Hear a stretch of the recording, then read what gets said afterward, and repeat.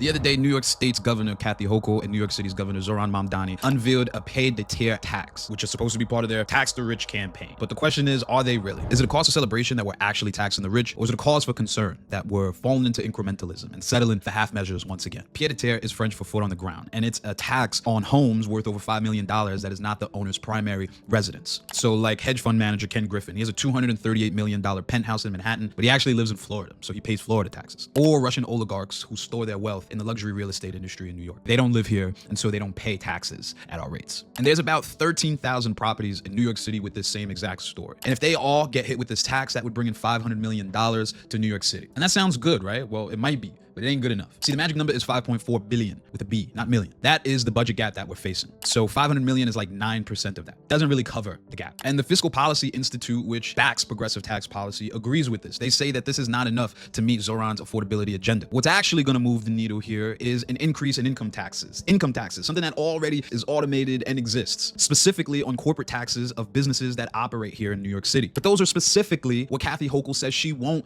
do. So why is Kathy Hochul focused on low impact policies? The answer is because it's easier to get around. There are way more loopholes. Rich people, believe it or not, pay lawyers. They have lawyers whose entire job for the whole year is just to prove legal domicile for that rich person. They have figured this pied-à-terre tax thing out. Ask Paris and Toronto. And Kathy Hochul literally knows this. She cited Paris and Toronto as two cities that implemented this tax policy. But what she critically left out is that Paris and Toronto have struggled to enforce this policy actually once it became law. That $500 million that would cover 9% of this budget gap, that is the best case scenario. That is 9% if none of these lawyers could get away with these loopholes. What's actually probably going to happen is we pull in 1 to 3% of that actual 9%. And all along the while, we spent money and resources and time to try and implement something just for fiscal conservatives to say, see, it doesn't work. We shouldn't do this. And it kills the entire tax the rich discourse. Incrementalism does that. So let me slow down. Is this policy good overall? Yeah, I mean, I guess it brings in money. Does it matter? Yes, it's a start. Zohran Mamdani critically called this just the first steps. He's at least acknowledged this incrementalism. But is it the solution? No, it is not. And the next question we need to answer is whether this is actually going to help. Is this just to take the pressure off the conversation, or are we actually taking steps toward the solution?